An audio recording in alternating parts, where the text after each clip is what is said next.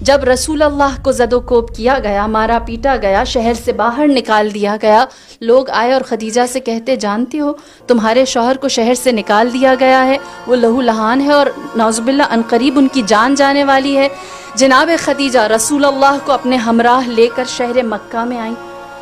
اپنے گھر کی جانب جب آپ چلتی ہوئی آ رہی تھیں تو دوبارہ دیوانے لوگ آئے اور آپ کی جانب پتھر مارنے لگے۔ جناب خدیجہ یہ اس زمانے کی خاتون تھی جہاں آپ سب جانتے ہیں عورت کی وقعت کیا تھی، اونٹ پر قربان ہو جاتی تھی 100 عورتیں۔ ایک سرخ اونٹ کی قیمت کیا تھی؟ 100 عورتیں بطور کنیز۔ سرخ اونٹ اچھی نسل کا اونٹ ہوتا ہے۔ اس زمانے میں جناب خدیجہ ایک مرد کو لے کر آئی جس کی جان خطرے میں ہے، اپنے ہمراہ کھڑا کیا، اپنے گھر کے سامنے ایک چٹان تھی جس پر کھڑی ہوئی، اور جناب خدیجہ نے تاریخ عالم میں پہلی دفعہ قریش مکہ کو دکھایا کہ ایک مرد کے دفاع کے لیے عورت بولتی ہے، اور پہلی دفعہ آپ نے خطبہ دیا۔ آپ اس چٹان پر کھڑی ہوئی اور آپ نے فرمایا اے لوگو تمہاری حیا کہاں چلی گئی؟ اسی دروازے پر تم قطار بنا کر کھڑے ہوتے تھے اور مجھ سے قرض مانگتے تھے اور میں بے نیازی سے تمہیں دیتی تھی، آج تم عربوں کی حیا ختم ہو گئی، تم اسی دروازے پر ہاتھ پہ پتھر لے کر آ گئے ہو۔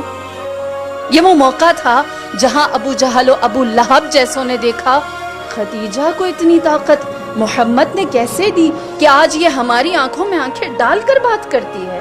اور جناب خدیجہ کی ہیبت، وقار، کلام کے اندر لہجہ اور آپ کا سخن، فصاحت اور بلاغت اور میں یوں کہوں اعتماد ایسا تھا کہ سب بپھر گئے، کوئی محمد کو کچھ نہ کہہ سکا، سب جان گئے اب خدیجہ صرف مالدار نہیں ہے، اب اس کی طاقت صرف دولت نہیں ہے، اب خدیجہ کے پاس ناز کرنے کے لیے محمد ہے، اسلام ہے۔ اللہم صلی اللہ محمد علیہ۔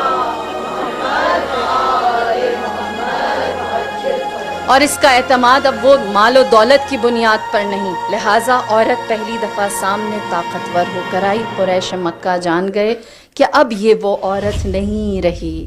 اور دوسرا مقام اس وقت آیا جب رسول اللہ کی آنکھیں بند ہوئیں اور لوگ رسول کی آخری نشانی کے دروازے پر آئے، جناب فاطمہ الزہرا۔ تب میری بیوی نے کیا عورت کا مقام ہمارے اوپر واضح کیا۔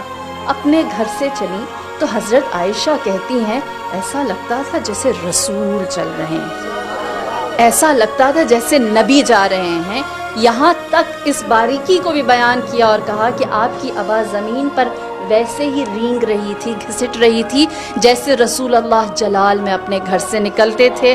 آپ دربار میں گئیں جو کچھ دن پہلے تک مسجد تھا جہاں پر رسول بیٹھتے تھے، رسول منبر پر ہوتے تھے، وہاں مسند رکھ دی گئی تھی، اور جناب فاطمہ الزہرا نے جا کر جو کلام کیا، آپ کو کبھی وقت ملے آپ ان کا خطبہ پڑھیے، ریڈ اگر آپ صرف سرسری سا بھی کریں گے 20 منٹ سے زیادہ آپ کا وقت نہیں لگے گا۔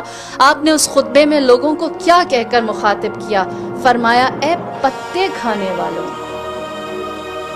ایک جوہر پانی کے پیچھے ایک دوسرے کے خون کے پیاسے لوگوں، اپنی عورتوں کی عزت حرمت نہ جاننے والوں، تہذیب سے آری، تمہیں تمیز میرے باپ نے سکھائی تھی، تمہیں حلال و حرام میرے بابا نے تعلیم دیا تھا، تمہیں بندگی کرنا انہوں نے سکھایا تھا، تم تہذیب سے دور تھے اور تمہیں انسانیت انہوں نے تعلیم دی تھی۔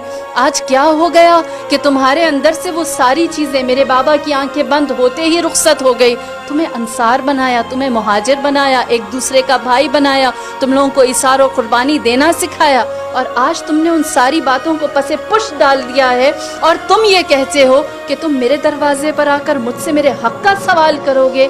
یہ وہ لمحہ تھا جہاں پر اس مسند پر بیٹھے ہوئے لوگ یہ سمجھ گئے تھے کہ گرچہ پورے شہر میں تنہا کر دی گئی ہو لیکن اس کو پتا ہے حق بیان کیا جاتا ہے باطل کے دربار میں کھڑے ہو کر۔